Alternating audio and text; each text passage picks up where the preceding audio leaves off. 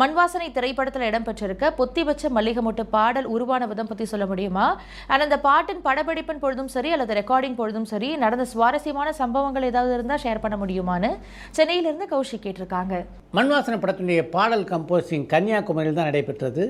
அப்போ தான் இந்த பொத்தி வச்ச மல்லிகை முட்டு என்ற பாடலுக்கு மெட்டமிட்டார் இளையராஜா. அந்த பாட்டை பொறுத்த வரைக்கும் படம் வெளியானதுக்கு பின்னால் தான் அந்த பாட்டு மிகவும் பிரபலமான ஒரு பாடலாக அமைந்தது. பாடல் பதிவின் போது அந்த அளவுக்கு அந்த பாடல் அமைந்ததாக எனக்கு நினைவில்லை. படத்தினுடைய கதாநாயகனும் சந்தித்து பேசுகின்ற ஒரு காதல் காட்சியாகத்தான் அந்த காட்சிக்கான சூழலை பாரதி ராஜா இளையராஜா கிட்ட சொன்னார். அப்போ அவர் போட்ட அருமையான டியூன் தான் பொத்தி வச்ச மல்லிகை முட்டு என்ற அந்த டியூன். அந்த பாடல் காட்சியை தேனி பக்கத்தில் உள்ள கீரப்போத்தன்பட்டி என்ற ஊரில் தான் படமாக்கணும். அந்த பாடல் காட்சியில் பாண்டியன் ரேவதியை மேலே தூக்குவது மாதிரி அந்த காட்சி அமைந்திருக்கும். அந்த காட்சி படமாக்கப்பட்டது தான் ரொம்ப முக்கியமான விஷயம்.